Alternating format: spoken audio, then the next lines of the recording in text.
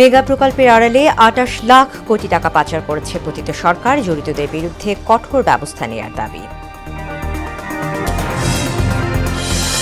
সারা দেশে devil hunt জোরদার, শ্রীপুর থেকে সাবেক এমপি চয়ন গ্রেফতার। শাহবাগে হামলার ঘটনায় জড়িতদের প্রত্যাহার করেছে ডিএমপি। বাজারে অদৃশ্য প্রায় বোতলজাত সয়াবিন তেল, ছোলা, চিনি, খেজুর সহ ইফতার পণ্যের স্বস্তি নেই মানুষের, দাম স্থিতিশীল রাখার তাগিদ। এবং সাভার আশুলিয়া এলাকায় ভয়াবহ গ্যাস সংকট, ব্যাহত হচ্ছে শিল্প কারখানার উৎপাদন, ক্ষতির মুখে মালিকরা।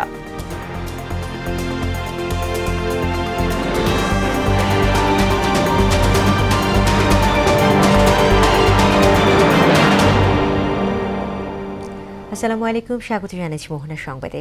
শুনছিলেন শিরোনাম, সঙ্গে আছি তাসমিয়া সেরিন। এবারে বিস্তারিত। প্রধান উপদেষ্টা অধ্যাপক মোহাম্মদ ইউনূসের সঙ্গে আজ বৈঠকে বসবে বিএনপি। সন্ধ্যায় বৈঠকটি অনুষ্ঠিত হতে পারে বলে জানা গেছে। বৈঠকের বিষয়ে রোববার দলটির স্থায়ী কমিটির সদস্য নজরুল ইসলাম খান বলেছিলেন, বৈঠকে জাতীয় নির্বাচনের রোডম্যাপ তুলে ধরা হবে, কারণ জাতীয় নির্বাচনের বিষয়টি ঘোষণা করবেন প্রধান উপদেষ্টা।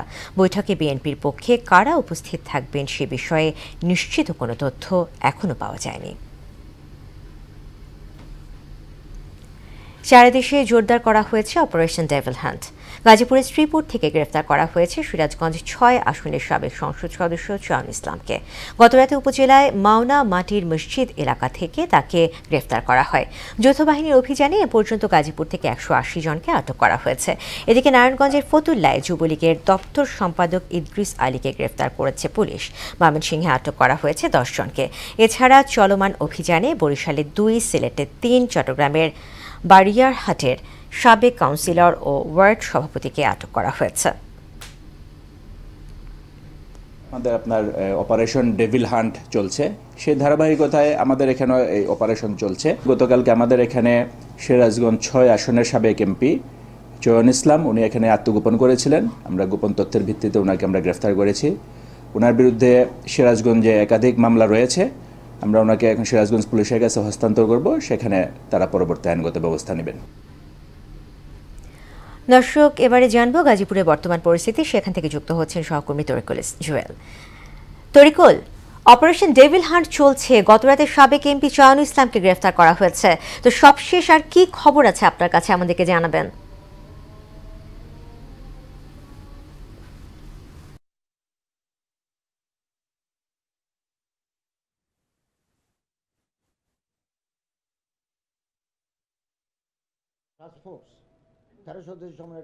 এখন পর্যন্ত এই ডেভিল হান্ট পরিচালনায় গাজীপুর থেকে ১৮৩ জনকে গ্রেপ্তার করা হয়েছে। তার মধ্যে আমাদেরকে দোষারোপ করে যে সিন্ডিকেট বানতে আমরা সক্ষম হই নাই, আপনাদের মাধ্যমে জানিয়ে দিলাম এই সিন্ডিকেটও ভেঙে গেছে।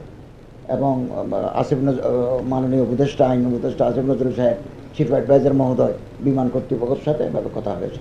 ধন্যবাদ আপনাদের সবাই। তাদেরকে কিন্তু কিছুক্ষণের মধ্যেই আদালতে উঠানো হবে। এখন পর্যন্ত আমরা গাজীপুর মহানগর যে পুলিশ, তারা ১২২ জনকে গ্রেপ্তার করা হয়েছে এবং গাজীপুর জেলা পুলিশ ৬২ জনকে গ্রেপ্তার করেছে। তাদেরকে আমরা পুলিশের সাথে কথা বলেছি, তারা আসলে জানিয়েছে তাদেরকে এখন পর্যন্ত সবাই কোন মামলায় তাদেরকে গ্রেপ্তার দেখানো হবে, এখন তারা নিশ্চিত করেনি। জেল আদালতে পাঠানোর পরে সেটা নাকি নিশ্চিত করবে। তবে আমাদের গাজীপুর মহানগরের যে যুব মহিলা আওয়ামী লীগের সভানেত্রী আনোয়ারা, তার নামে গাজীপুরের বিভিন্ন থানায় কিছু একাধিক মামলা রয়েছে, সে বিষয়টি আমরা নিশ্চিত করতে পেরেছি। তো পুলিশ আমাদের জানিয়েছে যতক্ষণ পর্যন্ত তাদের অপরাধীকে বা বিভিন্ন যারা অনৈতিক কাজ বা বিশৃঙ্খলা সৃষ্টি করছে তাদেরকে গ্রেপ্তার না করা পর্যন্ত তাদের এই গ্রেপ্তার এই ডেভিল হান্ট পরিচালনার পর থেকে আওয়ামী লীগের নেতাকর্মীদের মাঝে কিছুটা অস্বস্তি, কিছুটা আতঙ্ক বিরাজ করলেও এটা পরিচালনার পর থেকে সাধারণ মানুষের মাঝে কিন্তু গতকাল থেকে কিন্তু অনেকটাই স্বস্তি বিরাজ করছে। তো এই ছিল গাজীপুর থেকে ডেভিল হান্ট পরিচালনার সর্বশেষ তথ্য। তরিকুল, আপনাকে ধন্যবাদ। রাজধানীর শাহবাগে সাংবাদিকদের ওপর পুলিশের বেআইনি হামলার ঘটনায় জড়িতদের প্রত্যাহার করা হয়েছে, জানিয়েছেন রমনা জোনের ডিসি মাসুদ আলম। সকালে ডিএমপির গণমাধ্যম শাখার ডিবি পরিচয়ে ডাকাতির ঘটনায় ব্রিফিংয়ে তিনি এ তথ্য জানান। মাসুদ আলম জানান, অপরাধী যেই হোক আইনের আওতায় আনা হবে। রাজধানী ধানমন্ডি ও মোহাম্মদপুরের ডিবি পরিচয়ে ডাকাতির ঘটনায় লুট হওয়া মালামাল উদ্ধার সহ সংঘবদ্ধ ডাকাত দলের 12 সক্রিয় সদস্যকে গ্রেফতার করেছে ধানমন্ডি থানা পুলিশ। বৈষম্যবিরোধী ছাত্র আন্দোলনে 2টা মার্ডার মামলার আসামি, তো এরকম আর কি। আর এদের 12 জন যে ডাকাত আমরা ধরলাম, এই 12 জনের ডাকাতের মধ্যে ম্যাক্সিমাম কিন্তু বিভিন্ন জনের বিভিন্ন এলাকায় সারা বাংলাদেশে এদের বাড়িঘর, এরা একসাথে হয়, একত্রিত হয়, হয়ে এরা ডাকাতি কার্যক্রমগুলো চালায়। গত 15 বছরে অর্থ পাচার করা হয়েছে 28 লাখ কোটি টাকা, যার 1/3 দেশের 5 শিল্প গোষ্ঠীর মাধ্যমে। মেগা প্রকল্পের আড়ালে এসব অর্থ পাচার করেছে পতিত সরকার। ডক্টর ইউনূস এসব অর্থ ফেরত আনতে উদ্যোগী হলেও দৃশ্যমান কোনো অগ্রগতি দেখতে পাচ্ছেন না অর্থনীতিবিদরা। আর অপরাধ বিশেষজ্ঞ বলছেন, জড়িতদের বিরুদ্ধে কঠোর ব্যবস্থা না নিলে এই প্রবণতা বাড়তেই থাকবে। অর্থ পাচার নিয়ে মনিরুল ইসলামের 2 পর্বের ধারাবাহিক প্রতিবেদনে আজ দেখবেন প্রথম পর্ব।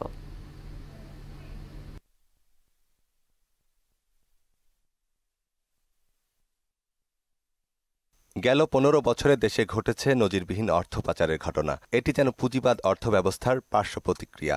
যদিও পুঁজিবাদ ব্যবস্থায় থাকে না রাষ্ট্রের নিয়ন্ত্রণ, তবে এক্ষেত্রে পুরোটাই ব্যতিক্রম। সরাসরি সরকারি পৃষ্ঠপোষকতাই হয়েছে অপকর্ম।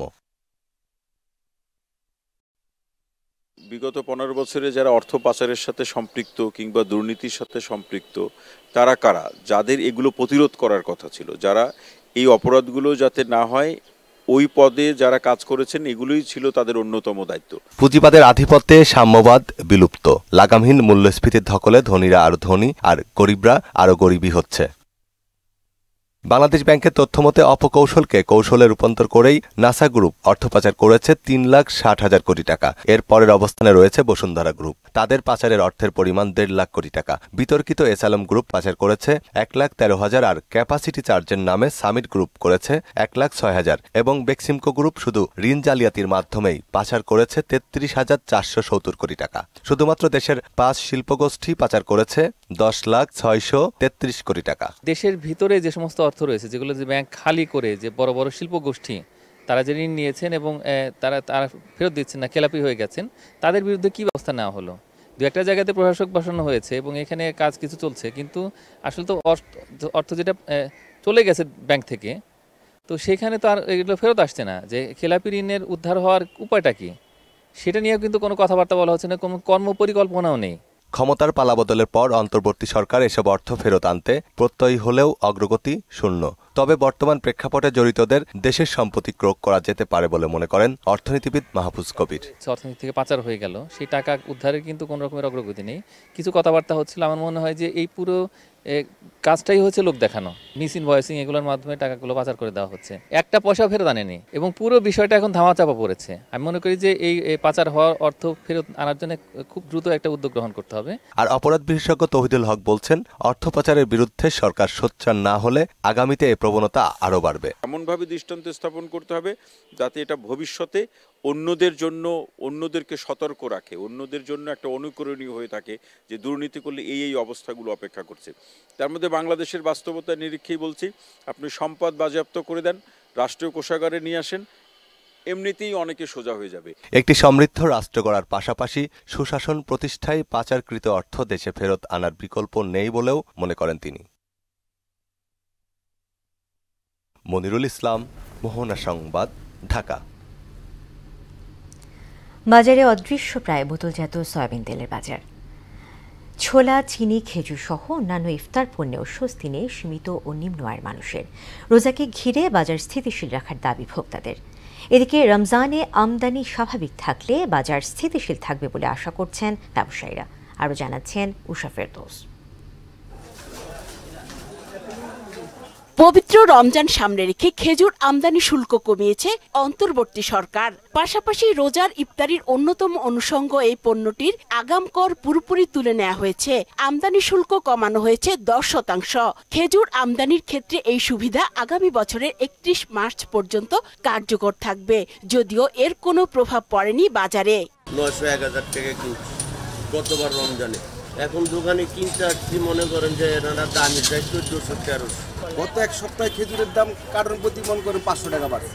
এদিকে বাজারে দুর্লভ বোতলজাত সয়াবিন তেল।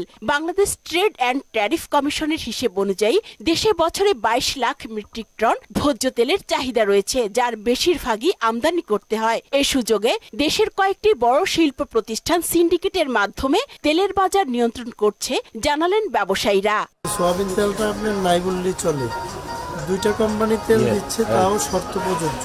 তেল একবার সাপ্লাই দেয় না, মনে করেন যে হাতে কোনো দুই একটা কোম্পানি দিল, তার ওই শর্তই নেই, আর অনেক কোম্পানি মানি বন্ধ রাখছে। প্রতি বছর রোজায় চিনির চাহিদা বেড়ে দাঁড়ায় 3 থেকে 3.5 লাখ টনে, আর ছোলার চাহিদা রয়েছে 1 লাখ টন।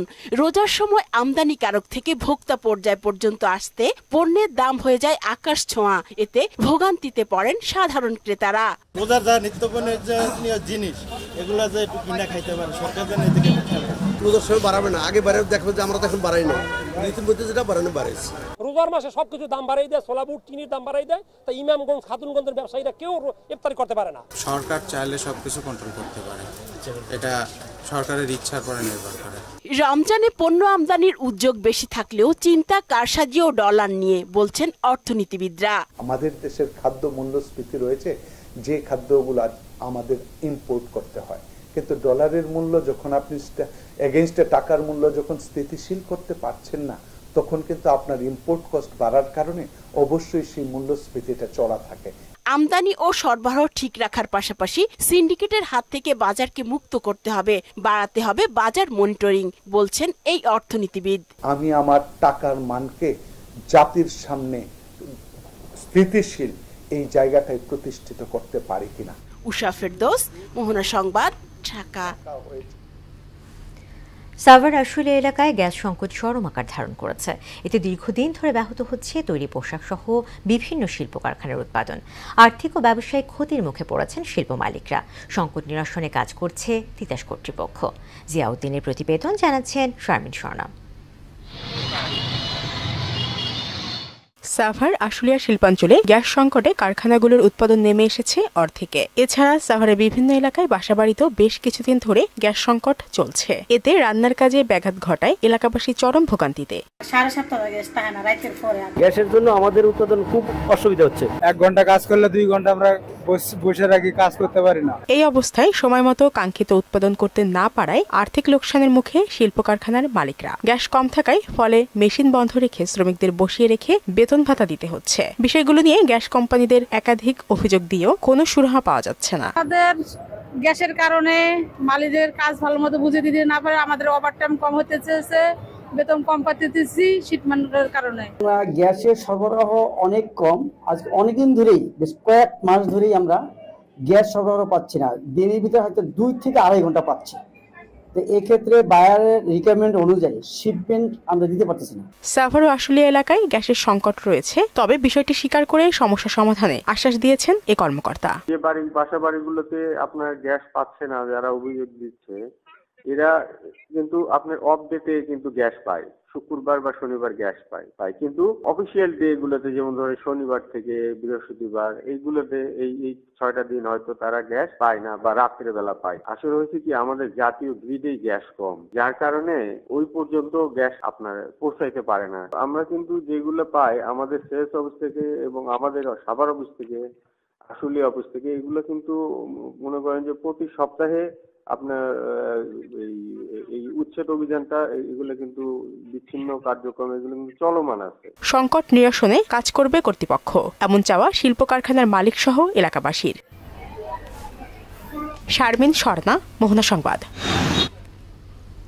চট্টগ্রামের সওদাগর কলোনির বসত বাড়িতে আগুনে দগ্ধ হয়ে 2 জনের মৃত্যু হয়েছে। ভোরে কোতোয়ালি বালুয়ার দিঘির পশ্চিম পাড়ে কলোনিতে আগুন লাগে। ফায়ার সার্ভিসের 4টি ইউনিট আগুন নিয়ন্ত্রণে আনে। আগুনে দগ্ধ 5 জনকে হাসপাতালে ভর্তি করা হয়, সেখানেই মারা যান 2 জন। চট্টগ্রাম নগরীর সড়কে দিন দিনই বাড়ছে ফিটনেসবিহীন গাড়ির সংখ্যা। এতে সৃষ্টি হচ্ছে যানজট, দুর্ঘটনা। সড়কে শৃঙ্খলা আনতে বিআরটিএ ও ট্রাফিক পুলিশ নানান উদ্যোগ ও অভিযান চালালেও তাতে কাজ হচ্ছে না। কর্তৃপক্ষের চোখ ফাঁকি দিয়ে চলছে এসব গাড়ি। সুমন কুমার দের প্রতিবেদন, জানাচ্ছেন আফরিন পপি। চট্টগ্রামে ৭৬,৩২০টি যানবাহনের ফিটনেস সনদ নেই। যাত্রীর জন্য বসার আসনগুলো বেশিরভাগই বেহাল। গাড়িগুলোর অবস্থা খুবই করুণ। কোনো গাড়ি আছে মানে রাস্তা চলানোর উপযুক্ত না, সেগুলো রাস্তায় থাকে।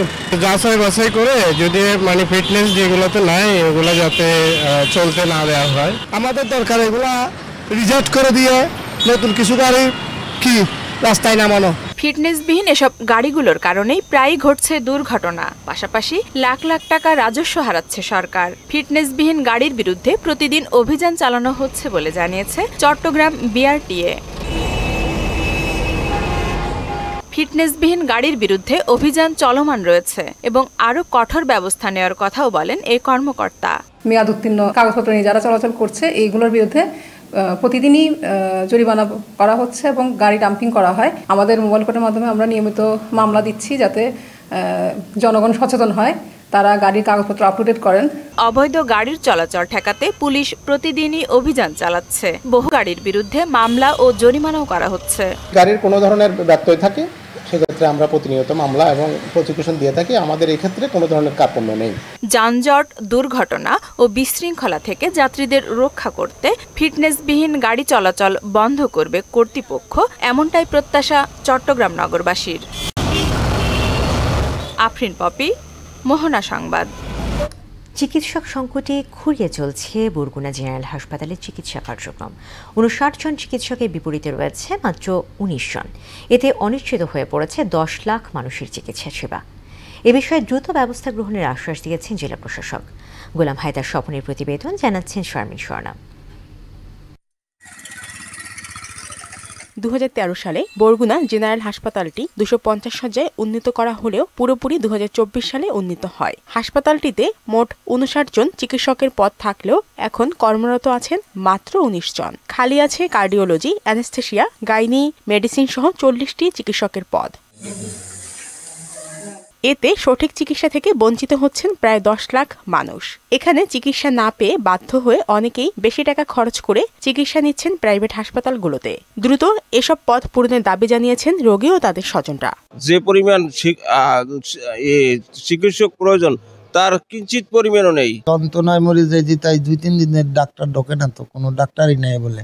জরুরি বিভাগে কাইলে গিয়ে দেখছে এখন তাই তো পৌঁছে নেই। ভালো একটা ডাক্তার দরকার, আর ধরেন চিকিৎসা হয় না। আমাদের কাছে ডাক্তার আসে না, আমাদের কাছে নার্স আসে, আমাদেরকে ওই ওষুধ লিখে দেয়, আমরা বাইরে থেকে কিনে আনি। একাধিকবার কর্তৃপক্ষের কাছে চাহিদাপত্র দিলেও কার্যকরী পদক্ষেপ নিচ্ছেন না বলে জানান হাসপাতালের তত্ত্বাবধায়ক। আমরা এসব বিষয়ে বিভিন্ন সময়ে ঊর্ধ্বতন কর্তৃপক্ষের কাছে পত্র দিয়েছি।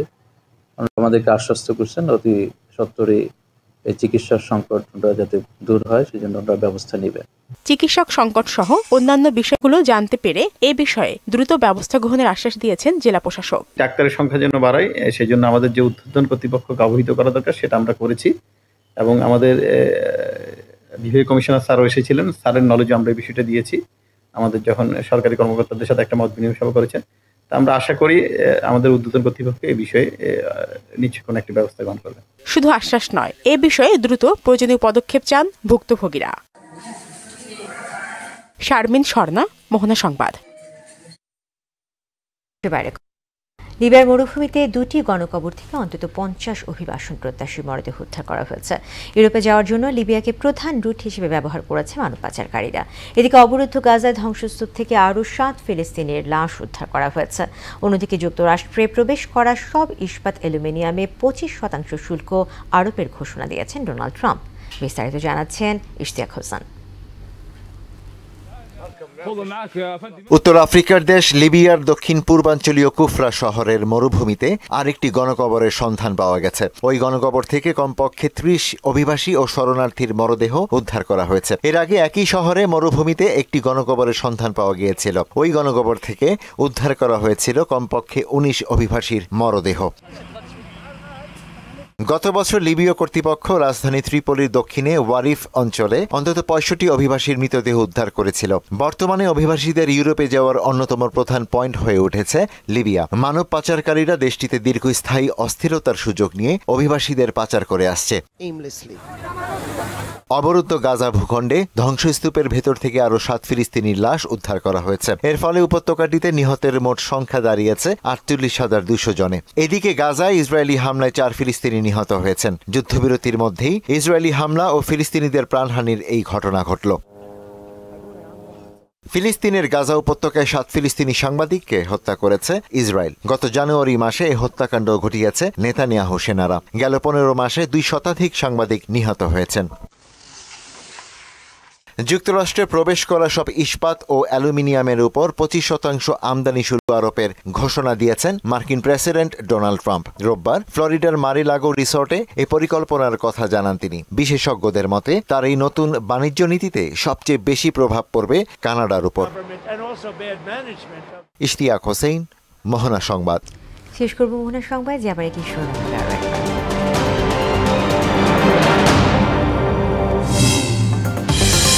মেগা প্রকল্পের আড়ালে 28 লাখ কোটি টাকা পাচার করেছে পতিত সরকার। জড়িতদের বিরুদ্ধে কঠোর ব্যবস্থা নেওয়ার দাবি।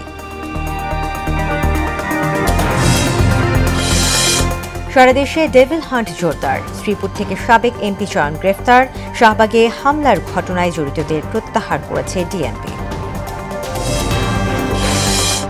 বাজারে অদৃশ্য প্রায় বোতলজাত সয়াবিন তেল, ছোলা, চিনি, খেজুর সহ ইফতার পণ্যের স্বস্তি নেই মানুষের। দাম স্থিতিশীল রাখার তাগিদ। এবং সাভার আশুলিয়া এলাকায় ভয়াবহ গ্যাস সংকট।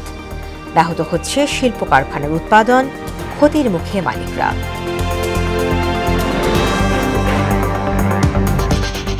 দর্শক, এই ছিল মোহনা সংবাদে। পরবর্তী সংবাদ বিকেল 5:30টায়। এর আগে সংবাদ এক নজরে দেখবেন বেলা 3টায়। এছাড়া মোহনার সবশেষ খবর জানতে ভিজিট করুন www.mohana.tv। সংবাদ দেখতে পারেন আমাদের ফেসবুক পেজ ও ইউটিউবে। এতক্ষণ সঙ্গে থাকার জন্য ধন্যবাদ।